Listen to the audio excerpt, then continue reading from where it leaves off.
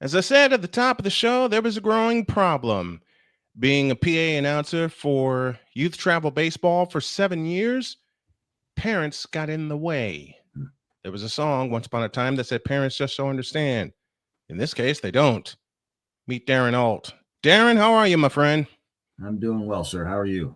Doing good. When I got word about your book and you, I had to have you on because this has been a growing problem for a very long time.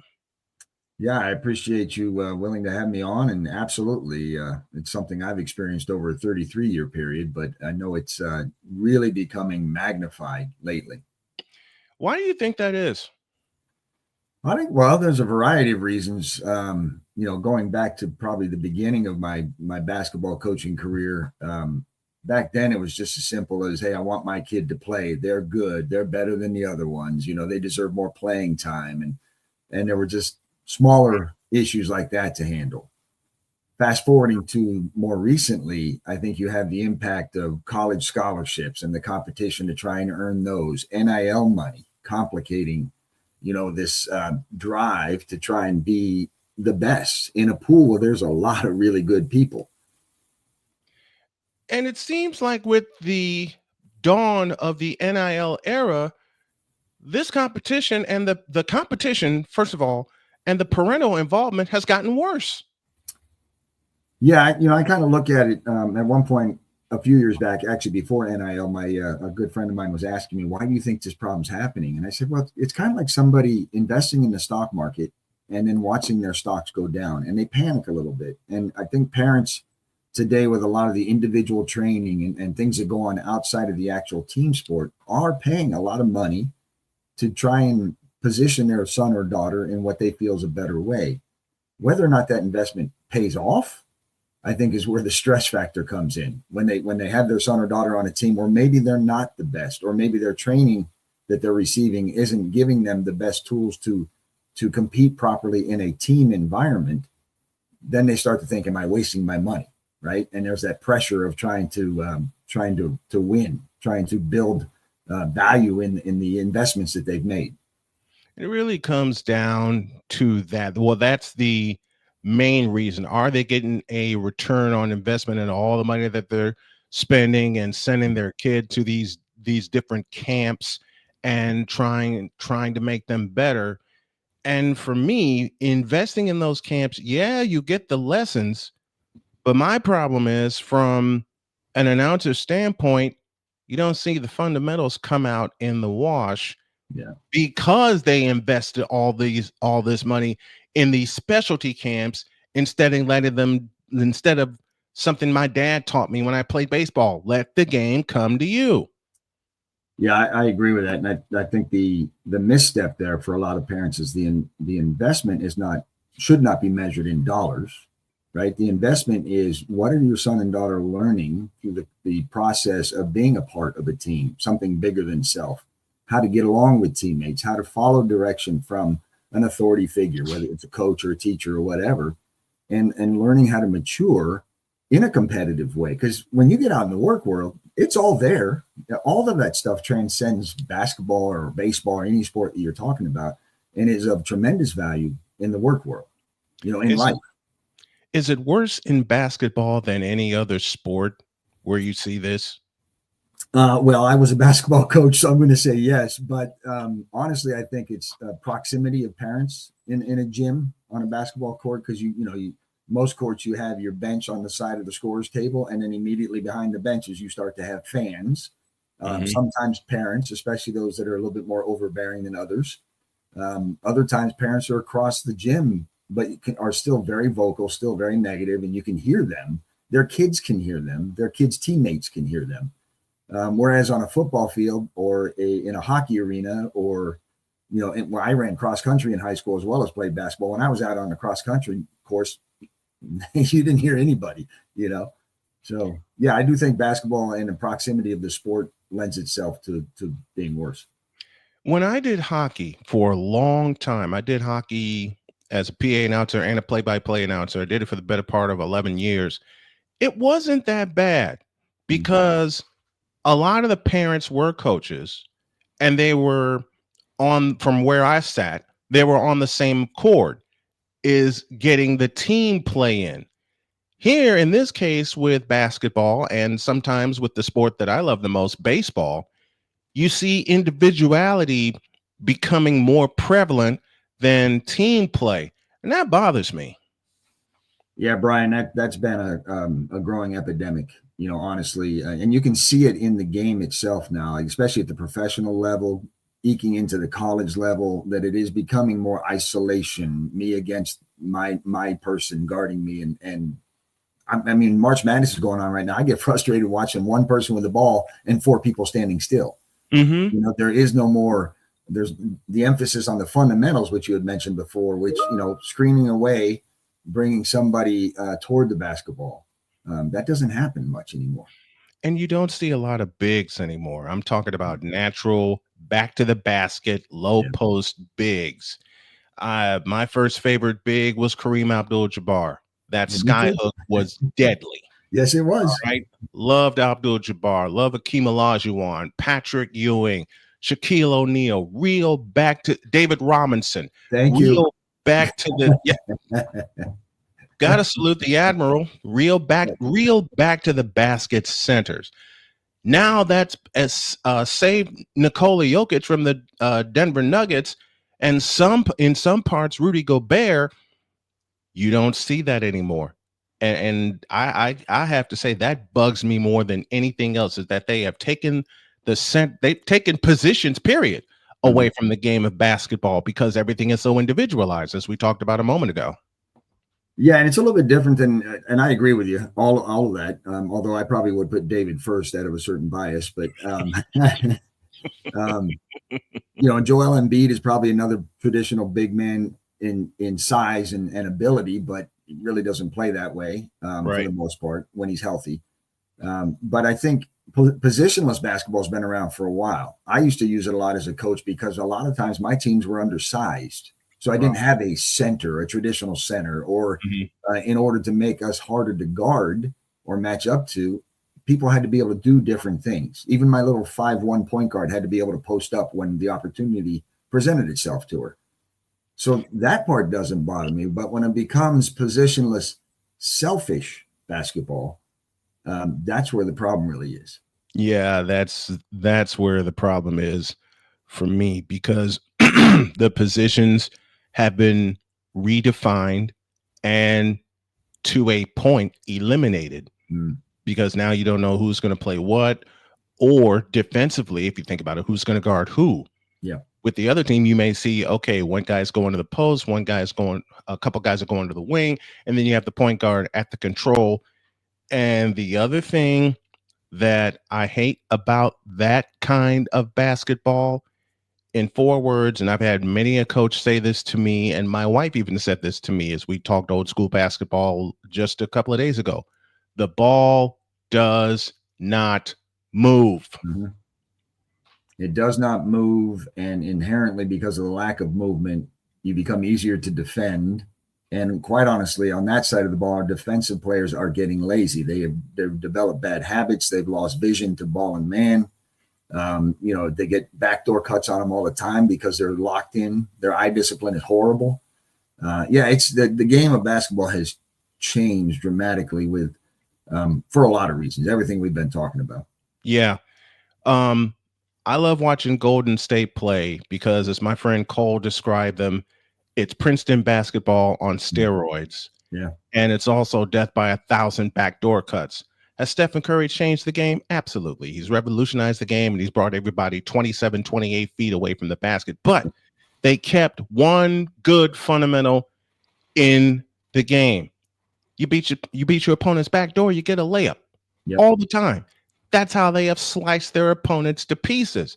That's how I think the game should still be played, but with the influence of the parents cheering on their kids and not cheering on the other teammates. I've seen that, and I know you've seen that being a coach.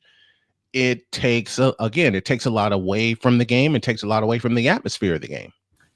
Yeah, the unfortunate part on the parental side, Brian, is that it's not the majority. It is a very loud and boisterous minority Mm-hmm. And I'm talking at a team of, if I had 20 girls in the program in my last high school that I coached at, it was one parent or one set of parents. Yeah.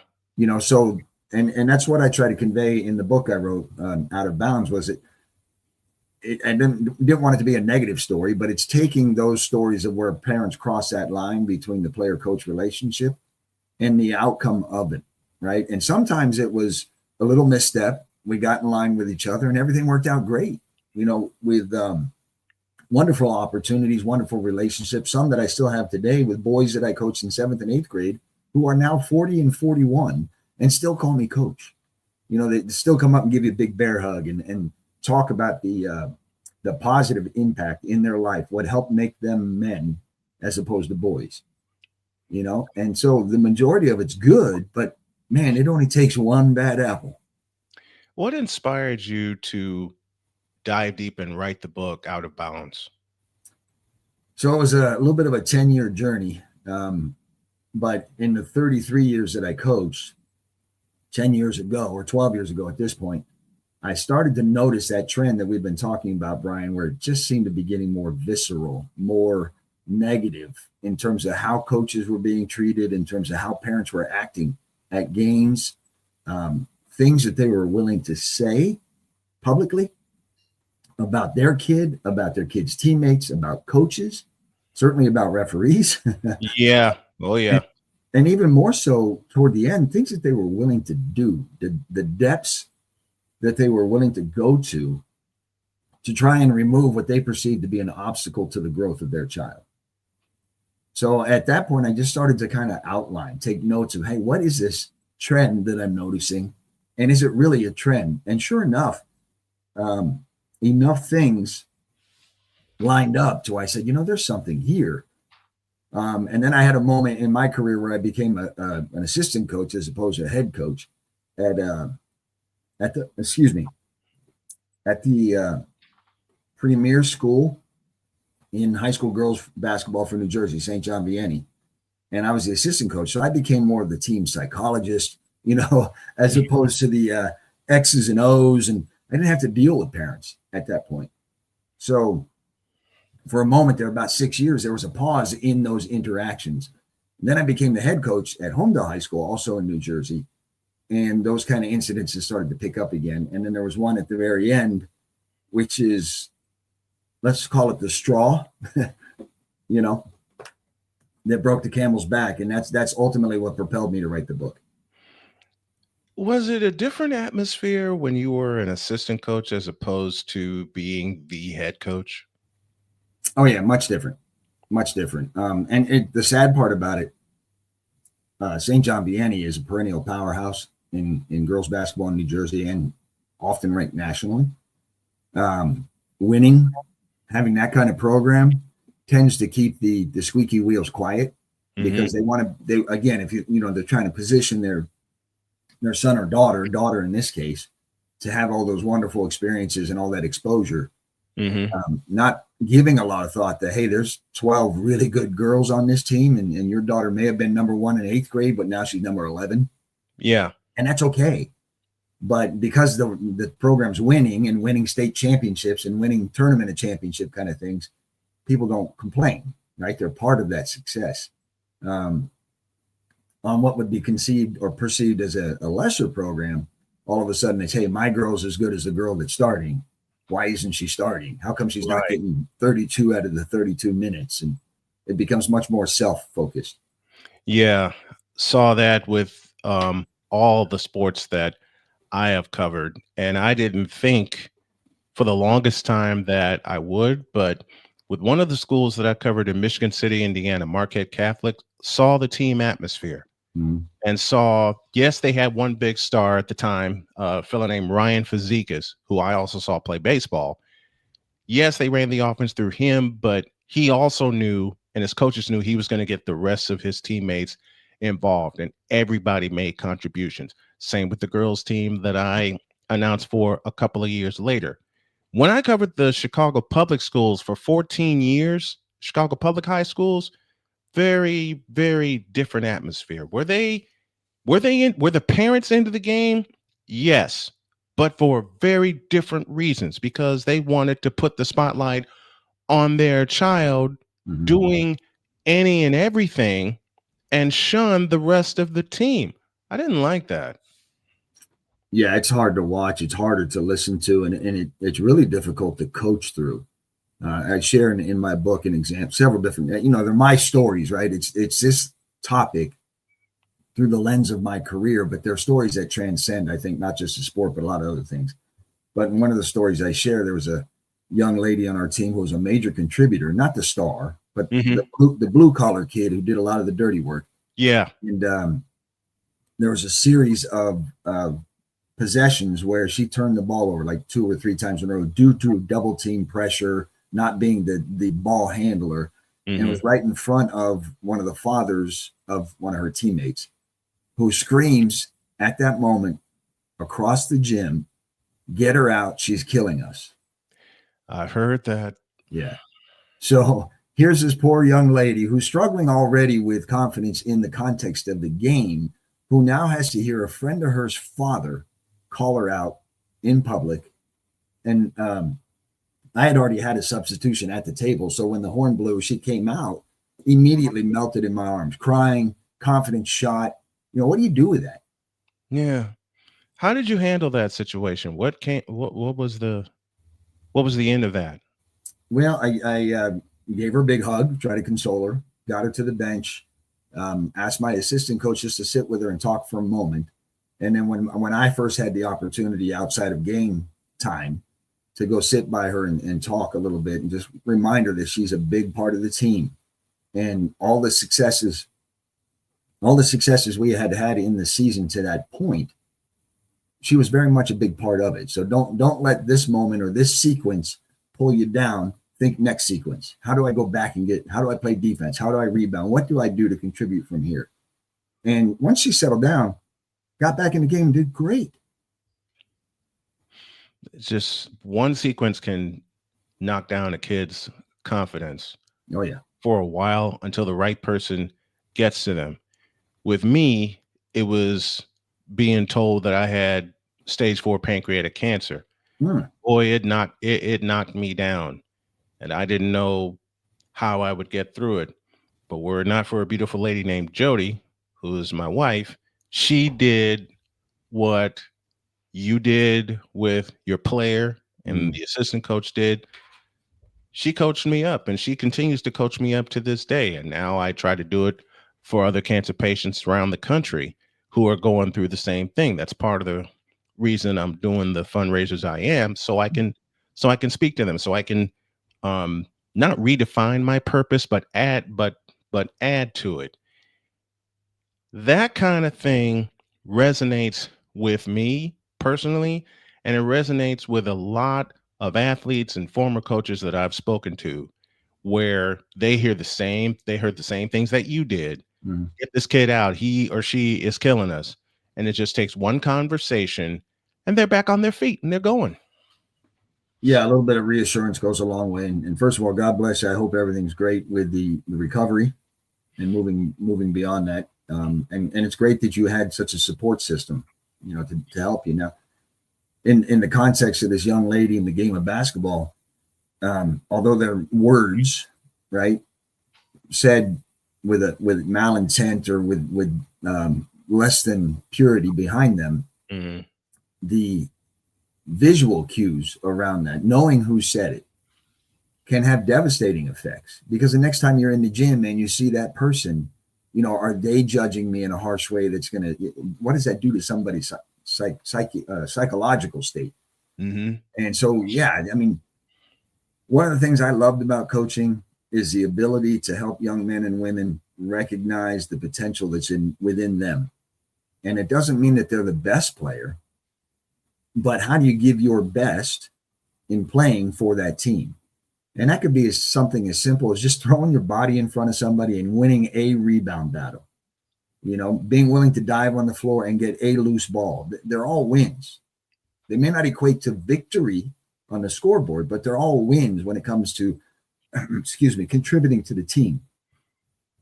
And the sum of those wins multiply and they grow and they turn into team victories and major victories and championships, not just within the game but throughout life as well.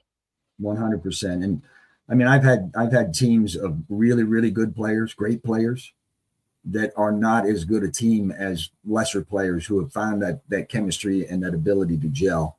And honestly, I mean, listen, you love them all, right? The good players and the mediocre players, but to watch them come together in a well orchestrated system, machine, clicking with each other on both sides of the ball, offensively and defensively, giving of each other to each other. It's an amazing dance, an amazing experience to be a part of. After reading this book, what do you hope that that your readers will question or reconsider after finishing the book Out of Bounds?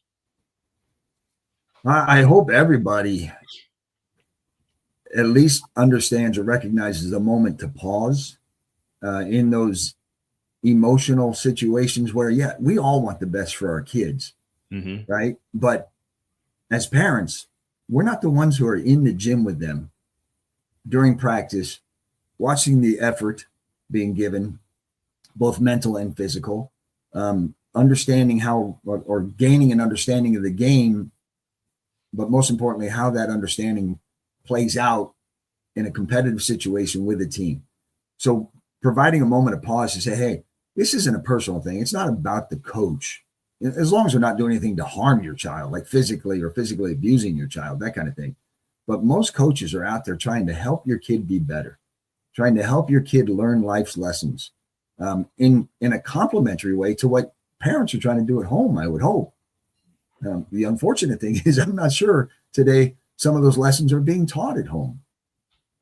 Very true. Very true. Darren Ault, 33-year coach, joining me here on the Brian Snow Show. Pick up your copy, please, of Out of Bounds. It's a wonderful read, and it'll really make you think about how parents can support their children playing sports better than the growing trend that's out there now. Darren, I thank you very much, my friend. A pleasure to have you. Thank you, Brian. Stay positive and keep this conversation going. It's important. I appreciate it. Thank you, sir. All right, man.